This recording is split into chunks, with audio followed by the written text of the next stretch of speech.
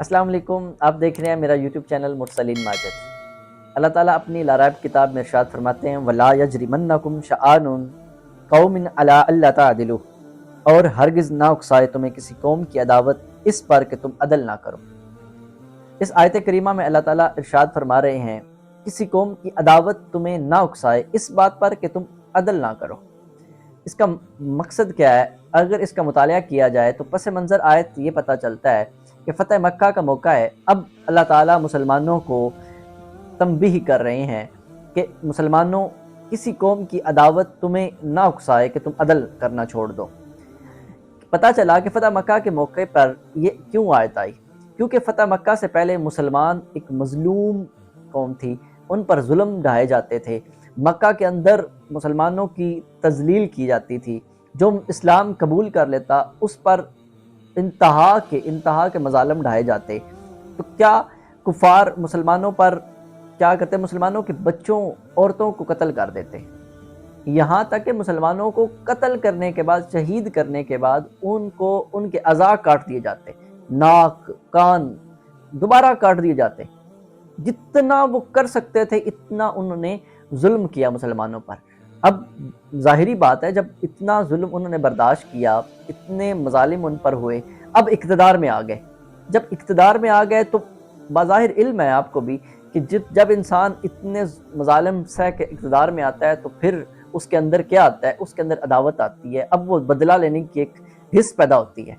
اب وہ حس پیدا ہو، اس سے پہلے اللہ تعالیٰ اپنے مسلمانوں کو ارشاد فرما رہے ہیں کسی قوم کی عداوت تمہیں کیا کرے؟ یہ نہ ہو اکسائے اس بات پر کہ تم عدل کرنا چھوڑ دو۔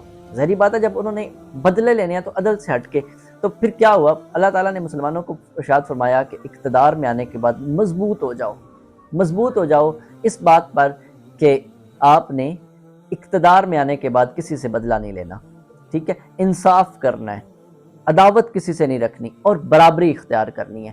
اب اس آیت کریمہ میں آج کے دور میں ہمیں کیا سبق ملتا ہے کہ ہمارے پاس، ہمیں جب پس منظر، جب ہمارے حالات خراب ہوتے ہیں، کسی کے ساتھ نوک جھوک ہو جاتی ہے، تو اس کا مطلب یہ نہیں کہ اس ٹائم اگر ہم بدلہ نہیں لے سکے تو جب ہمارے پاس طاقت آ جائے، اختیار آ جائے، تو ہم اس اختیار کا غلط استعمال کرتے ہوئے، عدل نہ کرتے ہوئے، ہم اپنے جو عداوت ہے، اپنی دشمنی ہے، اس کو ختم کرنے کے لیے، اس کا بدلہ لینے کے لیے چل پڑے۔ یہ بالکل غلط بات ہے، اور ہمارے معاشرے میں آج یہی ہو رہا ہے کہ اگر کسی پر ظلم ہوتا ہے تو وہ بڑا سہنے کے بعد وہ خاموش ہو جاتا ہے، ایک وقت کے لیے خاموش ہو جاتا ہے۔ پھر جب اس کے پاس اقتدار آتا ہے تو وہ اپنے اقتدار کو بعد میں دیکھتا ہے، اس کے اپنے منصب پہ فرائض کیا ہیں، کیا طریقہ کار ہے، ان کو چیزوں کو وہ اگنور کر کے صرف اپنی دشمنی کو مد نظر رکھتے ہوئے اس کے پیچھے لگ جاتا ہے۔ پھر کیا ہوتا ہے؟ پھر وہ انصاف قائم نہیں ہوتا، وہ معاشرہ تباہ ہو جاتا ہے، اور کوئی بھی حکمران، کوئی بھی حکومت اس ٹائم تک قائم نہیں رہتی اگر وہ عدل نہ کرے۔ عدل کے ساتھ یہی سب معاشرے کی بہتری ہے۔ ہمیں آپس میں ہی اور اپنے معاشرے میں، ایک حکومت لیول، عدلیہ لیول پہ تو کام ایک الگ ہے نا، وہ تو انصاف کی ضرورت ہے ہی ہے، لیکن اپنے معاشرے کے اندر ہمیں انصاف پیدا کرنا ہوگا، اپنے دوستوں کے اندر، اپنی محفل کے اندر ہمیں انصاف پیدا کرنا ہوگا۔ ہمیں جو دلی بغاوت ہے اس کو اندر رکھ کے ساتھ لے کے نہیں چلنا، اس کو ختم کرنا ہے۔ کسی موقع، کسی وقت کا انتظار نہیں کرنا کہ اس موقع پہ آئیں گے تو میں اس کے ساتھ بدلہ لوں گا۔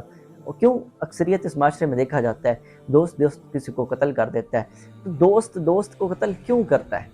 اس کی ایک ہی وجہ ہے کہ وہ اس کے اندر بغض ہوتا ہے، وہ کسی پچھلے پرانے بدلے اپنے جو ہے وہ عداوت اپنے دل میں رکھا ہوتا ہے، رکھ کے وہ کسی وقت کا انتظار کرتا ہے اور پھر وار کرتا ہے، اور اس وار کے بعد کیا ہوتا ہے؟ بہت زیادہ معاشرہ تباہ ہوتا ہے، یقین، اعتماد ختم ہو جاتا ہے۔ ہمیں ایک دوسرے کے ساتھ یقین اور اعتماد بنانا ہوگا۔